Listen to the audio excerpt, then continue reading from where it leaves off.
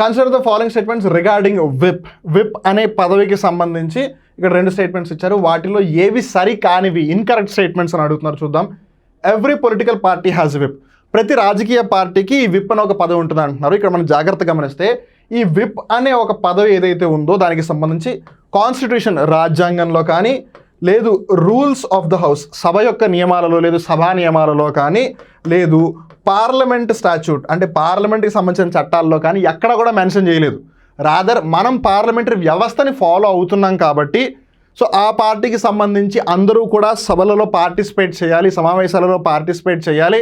అలానే ఓటింగ్ అంశాలకి సంబంధించి వాళ్ళు ఏదైతే ఉద్దేశం లేదు, ఏదైతే ఒపీనియన్ ఉందో అటువైపుగానే అందరూ ఓటు వేసే విధంగా పార్టీ ఒక పర్సన్ అపాయింట్ చేస్తారనమాట. ఆ పర్సన్నే విప్ అని పిలుస్తారు, పార్టీ విప్ అని పిలుస్తారు. సో ఇది రాజ్యాంగంలో ఎక్కడ కూడా లేదు. బట్ ఏదైనా ప్రతి పొలిటికల్ పార్టీకి ఒక విప్ అయితే ఖచ్చితంగా ఉంటారు. సో ఎస్, ఇది కరెక్టే. It is mentioned in the rules of the house. ఇప్పుడు అనుకున్నామా, కాన్స్టిట్యూషన్లో కానీ, రాజ్యాంగంలో కానీ, సభా నియమాలలో కానీ, పార్లమెంట్ స్టాచ్యూట్లో కానీ ఎక్కడ కూడా మెన్షన్ చేసలేదు దీని గురించి. ఇట్ ఈస్ మెన్షన్డ్ అంటున్నారు. ఇది తప్పు. ఫస్ట్ది కరెక్ట్, సెకండ్ తప్పు. వాళ్ళు అడిగింది ఏది తప్పు అని అడుగుతున్నారు. సెకండ్ ఒకటే కాబట్టి 96వ ప్రశ్నకు సంబంధించి only 2 is the right answer.